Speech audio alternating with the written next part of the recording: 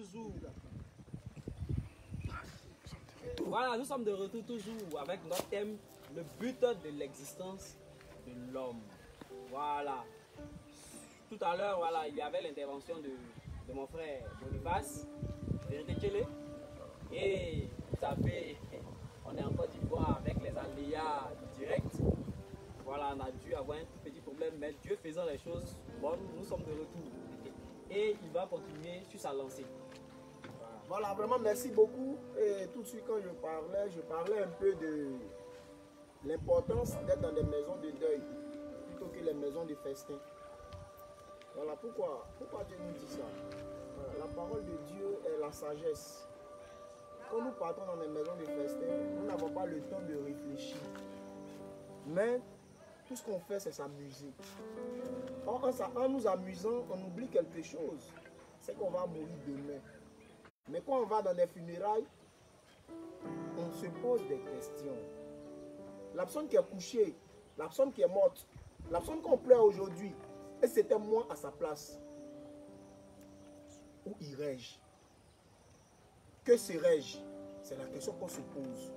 Ton ami avec qui tu as marché tous les jours, tu le vois, couché devant toi, son corps est là, et puis tu dis, mon frère n'est plus, mon ami n'est plus. Mon frère, tu es parti, tu m'as laissé. Mais qu'est-ce qui est parti? Sachant que tu vois ton frère, tu vois ses bras, tu vois ses pieds, tu vois sa tête, sa bouche, tu vois ses narines. Mais tu dis que ton frère n'est plus. Ce qui veut dire que celui à qui tu parlais tout ce temps, ce n'est pas la personne que tu voyais physiquement, puisque tu vois son corps étalé devant toi. Mais c'est quelqu'un, ou du moins c'est quelque chose qui était caché en cette personne-là. C'est à cette chose-là que tu parlais et c'est à cette personne-là que tu parlais. Donc une fois que cette personne décède, alors c'est là que tu vois que l'homme n'est rien. Tout l'argent que tu cherches pour acheter des vêtements, ton corps va rester sur cette terre. La terre va bouffer, les asticots vont bouffer ton corps. Mais le souffle que tu as, tu ne peux pas payer ce souffle. On va prendre le texte de Luc, chapitre 12, et on va lire. Luc 12, verset 16.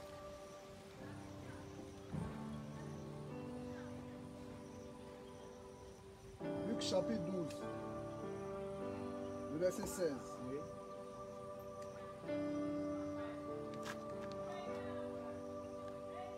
Voilà.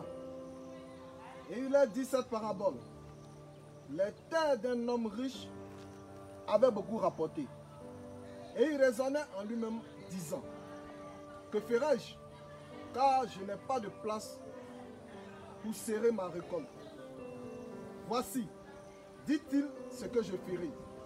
J'abattrai mes greniers, j'en bâtirai de plus grands. J'y amasserai toute ma récolte et tous mes biens. Et je dirai à mon âme, tu as beaucoup de biens en réserve pour plusieurs années. Repose-toi, mange, bois et réjouis-toi. Mais Dieu lui dit, insensé, cette nuit même, ton âme te sera redemandée. Et ce que tu as préparé, pour qui cela sera-t-il? Voilà, donc, le Seigneur Jésus aime beaucoup parler en parabole. Il parle d'un monsieur qui avait suffisamment travaillé à telle enseigne que le grenier qu'il avait ne pouvait pas recueillir tout ce qu'il avait récolté. Et il avait demandé comme ça à faire quoi? À abattre son ancien grenier pour faire un encore plus grand. Car les biens qu'il avait étaient trop, car la récolte était abondante. Mais qu'est-ce qui s'est passé? Cette personne dit à son âme, oh mon âme, repose-toi. Car la nourriture que tu as ne va jamais finir. C'est-à-dire que cette personne, si on peut prendre, on peut mettre cette personne à notre temps, c'est quelqu'un qui avait beaucoup de milliards, qui avait tout à sa portée, qui disait qu'il n'avait plus besoin de quoi que ce soit. Donc une personne même plus riche que Bill Gates, puisque Bill Gates continue à chercher de l'argent. Et cette personne a dit son âme va se reposer. Il ne va plus travailler, puisqu'il a eu tout ce qu'il voulait. Et Dieu lui dit, aujourd'hui même, ton âme te sera demandée. Frère, regarde un peu. Tu vas avoir les biens de ce monde. Tu vas jouir du plaisir de ce monde. Et puis demain, tu vas mourir. Tu vas laisser tout ce que tu as eu. Alors, à quoi ça sert de perdre ton temps à rechercher les biens de ce monde si demain tu vas partir? Mais je vous laisse avec cette question. Je retourne la parole à mon frère Vérité Marios qui va dire quelque chose. Ok, merci frère. Je pense que vous avez fait le tour de ce thème. Et c'est tellement bien expliqué que je n'ai pratiquement pas grand chose à dire. Sinon, parler d'un monsieur. Voilà, ce monsieur-là, les hommes ont pour habitude de le prendre en exemple, le citer comme un modèle. Voilà, je vais parler du roi Salomon. On a tendance à dire de ce monsieur qu'il est le plus riche. Voilà, et que jusqu'à ce que ce monde finisse, on ne trouvera pas un homme plus riche que Salomon. Donc on connaît Salomon comme un homme qui a eu beaucoup de biens, un homme qui était vraiment aisé, mais l'histoire que cache le roi Salomon, l'histoire qui est derrière ses enseignements, est-ce qu'on a déjà réfléchi à ça? Parce que ce monsieur est mieux placé pour nous parler de son existence et de parler aussi de l'existence de l'homme, de tout ce que l'homme peut avoir sur cette terre. Et Salomon, au soir de sa vie, il a dit une parole qui m'a vraiment marqué. Il a dit simplement: vanité des vanités, tout est vanité. Mais pourquoi cet homme qui a reçu ses grands biens, pourquoi cet homme qui a réjoui son cœur, pourquoi cet homme qui a cherché tous les biens de ce monde, la Bible nous parle de cet homme comme étant celui qui a eu 1000 femmes. Mais voyons au quartier, quand un homme a une, deux, trois copines, on dit de cet homme qu'il est dangereux. Mais Salomon, la Bible nous présente Salomon comme étant celui qui a eu 1000 femmes. Et ce n'était pas n'importe qui. Il avait 700 femmes qu'il a mariées légalement. Elles étaient toutes des princesses, c'est-à-dire des filles de rois. Donc Salomon avait l'argent. Salomon avait de grands biens. Salomon a réjoui son âme de tout ce qu'il pouvait. Et au soir de sa vie, il nous laisse avec cette interrogation. Vanité des vanités, tout est vanité. Mais pourquoi ce monsieur que l'on présente comme étant un homme qui avait une richesse qui est incomparable, pourquoi cet homme-là, il fait cette affirmation en disant que tout ce que lui il a reçu là, c'est de la vanité? Simplement pour dire aux hommes que notre existence, le but de notre existence sur cette terre n'est pas lié forcément à tout ce que nous recherchons. C'est-à-dire avoir de grands biens, chercher de l'argent, avoir des voitures de luxe, parcourir toute la terre. Salomon nous répond simplement pour nous dire que toutes ces choses sont de la vanité. Et le texte que mon frère a pris tout à l'heure, parlant de Luc 12, mais ce monsieur-là, on pourrait dire qu'il a réussi sa vie. Mais pourquoi Dieu s'en prend à ce monsieur? Quelqu'un, il s'est battu. Il a amassé de grands biens. Et puis il veut se reposer. Et puis Dieu s'en prend à lui. Mais pourquoi? Parce que il a fait son programme. Ce monsieur a mis tout son plan en exécution. Mais il a oublié une seule chose, qui est de répondre à cette question: pourquoi il vit? Donc malgré tous ses biens, malgré tout ce qu'il a amassé, Dieu vient et puis il dit: aujourd'hui même ton âme te sera redemandée. Pourquoi? Parce que cet homme a fait son programme sans Dieu. Donc si Salomon peut affirmer que tout est vanité, c'est parce qu'au soir de sa vie, il a vu que toutes ces richesses qui s'est donné tant de mal à rechercher ne lui ont pas donné l'essentiel. C'est-à-dire toutes ces choses n'ont pas donné la réponse à la question de pourquoi on vit. Donc, frères et sœurs, c'est une question qui est posée à tout un chacun. Ce n'est pas fortuite. Si Dieu vient redemander l'âme à ce monsieur, c'est que quelque part, il nous attend quelque part. Et Dieu dit que, jeune homme, réjouis-toi dans ta jeunesse. Fais tout ce que tu veux. Mais sache que pour toutes ces choses-là, je t'attends en jugement. Donc, chers internautes, ce matin, nous voulons simplement attirer votre attention sur ce fait, sur la question qui est posée à chacun de nous. Pourquoi nous vivons? Quel est l'objectif de notre existence? Pourquoi nous sommes sur la terre? Pourquoi Dieu nous a envoyés sur la terre? Qu'est-ce qu'il recherche? Qu'est-ce qu'il attend de nous? Donc, mes frères vont poursuivre. Voilà. Eh bien, après ce premier tour de table, on retient de notre thème qui est le but. Quel est le but de l'existence de l'homme? De grandes questions soulevées par les intervenants. Voilà. La plus grande question, c'est de savoir pourquoi l'homme vit. Pourquoi l'homme vit-il? Ce qui est marquant dans ce qu'ils disent, ils nous présentent la vanité de la vie. Et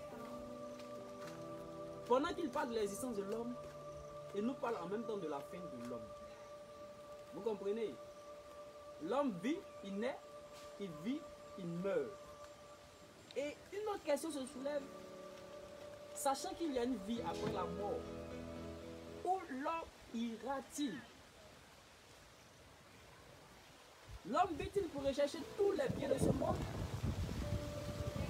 Nous voyons que celui-même qui est à l'origine de la création de l'homme nous dit de ne point nous amasser les biens de ce monde, selon le livre de Matthieu. Par la suite, il nous fait savoir une chose très marquante et qu'il faut retenir, que chacun doit retenir, c'est que l'homme n'est pas maître de son souffle. Selon le livre de Luc 12, verset 16 que nous avons lu. Nous ne sommes pas maîtres de notre souffle. Alors, quand on veut faire nos projets, est-ce qu'on s'est déjà posé la question de savoir si la seconde d'après, nous la verrons? Pourquoi l'homme existe-t-il? Quel est le but de l'existence de l'homme? Puisque tout ce que Dieu fait, il le fait pour un but. Pour continuer, je vais encore laisser la parole à votre frère, à mon frère, Nguessan Thiembe Audrey, qui va continuer dans cette lancée. Ok, vraiment merci, merci frère. Voilà, pour continuer sur l'élan des frères et aussi pour toucher l'actualité que vit notre pays, la Côte d'Ivoire, nous sommes dans une période très sensible. Et le but, vraiment, des politiques, vraiment, de façon physique, c'est de nous assurer un bien-être, de nous permettre d'avoir du travail, de nous permettre d'avoir vraiment de l'argent pour investir, vraiment d'embellir notre cadre de vie. En un mot, pour rendre vivable ce monde, pour embellir notre quotidien. Mais en réalité, ce que nous devons savoir, c'est que quand on se bat pour ces choses, quand on est même prêt à sacrifier sa vie pour un politique, mais est-ce que ces choses que le politique nous promet, c'est-à-dire cette stabilité financière, est-ce que cela peut nous procurer la vie éternelle? Question. Est-ce que cela peut nous donner le salut? Chers frères, chers sœurs, réfléchissons. Dieu nous a donné une conscience. Ce n'est pas pour vraiment faire du mal à notre prochain, mais c'est plutôt pour réfléchir sur l'existence. De réfléchir sur les choses qui nous entourent. Cherchons Dieu pour notre salut, c'est le plus important. cherchons Dieu pour notre salut. Mettons-nous du côté de Dieu. Pour avoir parce que c'est lui seul qui peut nous garantir la vie éternelle. C'est lui seul qui peut nous garantir ce que notre âme désire réellement.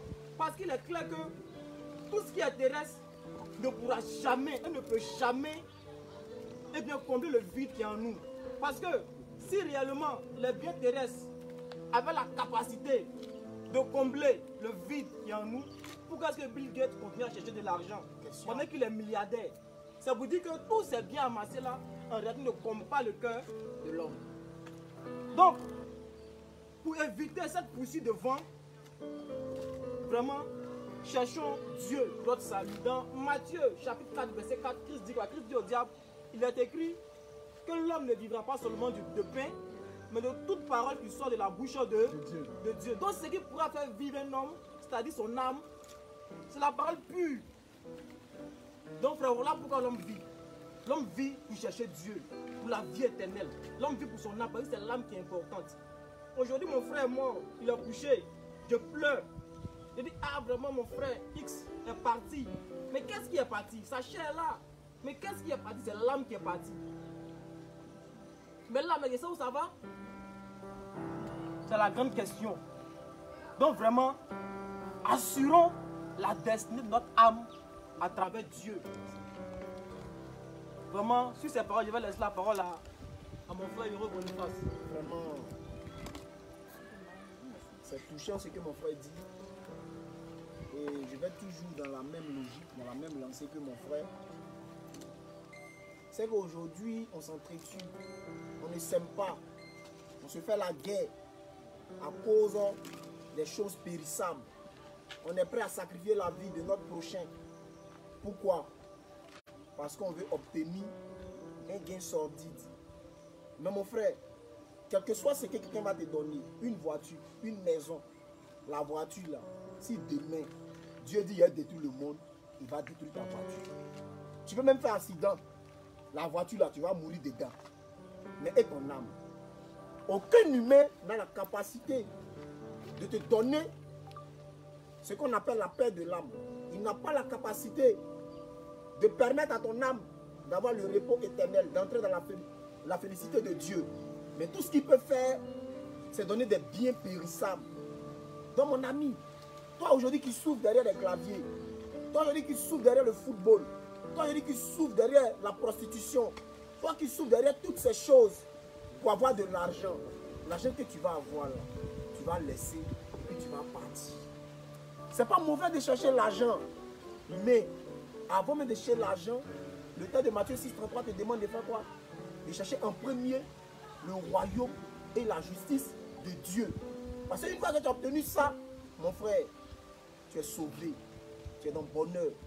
On va lire le texte de 1 Jean chapitre 2, verset 15. N'aimez point le monde, ni les choses qui sont dans le monde. Si quelqu'un aime le monde, l'amour du Père n'est point en lui. Verset 16.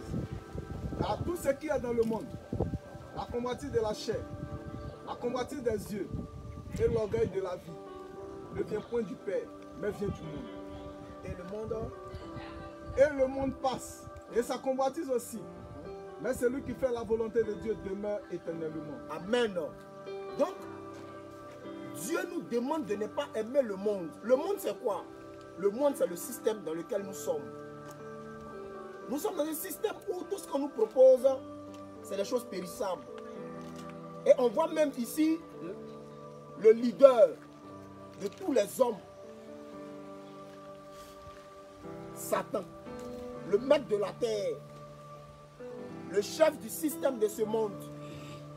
Il a proposé au Seigneur Jésus dans Matthieu 4 les biens de ce monde et leur gloire, les royaumes de ce monde et leur gloire sur le Seigneur Jésus se prosternait devant lui. Mais qu'est-ce que le Seigneur a dit?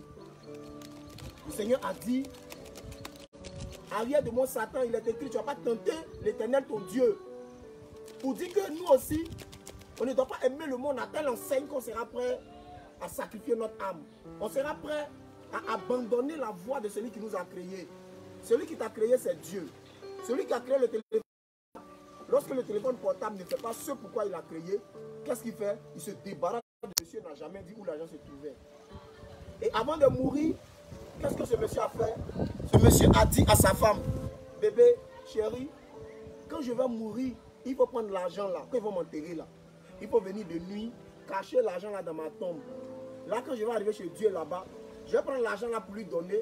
Peut-être qu'il va m'accepter pour qu'il puisse aller dans son paradis. Vous voyez? Et cette dame-là a suivi le conseil de son mari. La nuit, elle va au cimetière.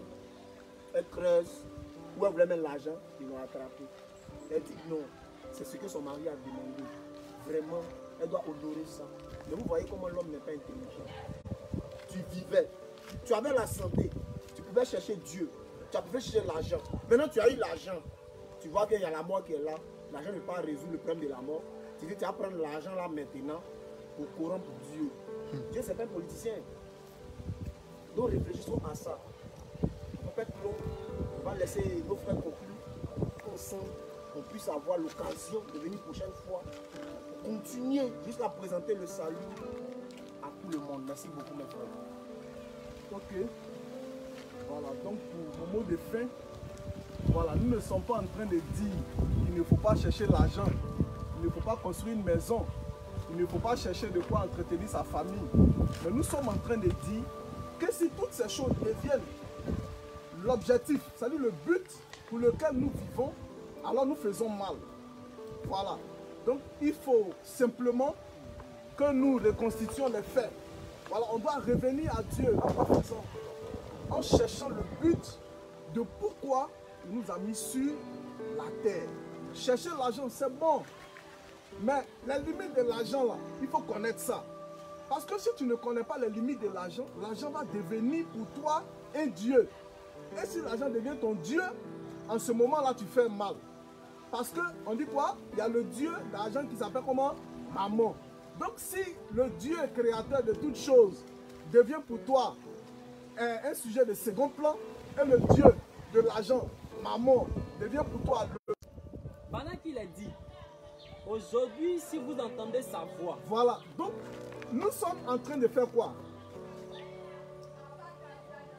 Éveiller les consciences. Voilà, nous sommes juste là pour éveiller la conscience de chacun de nous. De toi, mon frère, de toi, ma soeur qui me suit aujourd'hui, pour te dire simplement qu'aujourd'hui, comme le verset le dit, si vous entendez sa voix, vous entendez sa voix, n'endurcissez pas vos non, cœurs. dissusez pas vos cœurs. La voix de l'Éternel, c'est pas je dors et puis Dieu va venir me parler audiblement. La Bible dit quoi? Que Dieu parle tantôt. Dieu parle d'une manière, tantôt il parle aussi d'une autre manière. Voilà, mais toutes ces choses, Dieu, il peut passer par tous les canaux pour interpeller la conscience de tout un chacun de nous. Donc aujourd'hui, ce dont nous voulons parler, il est simple et il est clair que chacun de nous doit revoir sa position, doit revoir sa manière de pourquoi il est sur la terre. Il doit savoir pourquoi aujourd'hui là il vit. Est-ce pour chercher l'argent? Est-ce pour chercher les femmes? Est-ce pour bâtir de grandes maisons? Est-ce pour me créer? Certaines théories vont développer le fait qu'après la mort, nos biens terrestres peuvent nous faire entrer dans le paradis. Il n'y a pas une écriture dans les Saintes Écritures qui parle de ça. La Bible nous dit c'est pendant que nous sommes vivants que nous pouvons chercher le Seigneur. Donc je vais vous laisser avec le modérateur et on va conclure pour aujourd'hui. Voilà. Pour conclure, il est très intéressant et très important pour chacun de se poser la question suivante. Pourquoi je vis? Pourquoi ai-je été créé? Pourquoi Dieu crée l'homme? Pourquoi je suis sur la terre? Est-ce pour rechercher le travail? Est-ce pour rechercher et amasser beaucoup d'argent? Est-ce pour obtenir une voiture et être l'honneur de mon village, de mon quartier, de ma famille? Est-ce dans l'objectif d'avoir une femme et des enfants? est-ce dans l'objectif d'être celui qui promet le bonheur à plusieurs autres personnes? En réalité, nous devons revoir encore notre position, comme l'a dit tantôt M. Kwaku Marus, mon frère. Chers internautes, de ce deuxième tour de table, il ressort le résumé suivant. Vous savez, avec l'intervention de mes frères, qui nous montrent en réalité le monde et tout ce que le monde nous promet, sur le plan politique, sur le plan social et sur le plan économique. Et en plus, sur le plan religieux. Parce que, sur les premiers plans que je cite, nous comprenons ensemble que tout ce que le monde nous présente, le système dans lequel nous présente, sont des choses éphémères, des choses qui ne peuvent nous suivre après notre mort. Sur le plan religieux, plusieurs hommes viennent vous promettre des choses comme le voyage, le travail, l'enfantement, ainsi de suite. En réalité, c'est bien d'avoir des enfants, c'est bien d'avoir un boulot, c'est bien d'avoir une voiture pour se déplacer, c'est bien d'avoir des choses matérielles. Mais si tu as toutes ces choses sans que tu n'aies le salut de ton âme, alors tu auras acquis toutes ces choses gratuitement. Parce que ces choses-là ne te serviront de rien.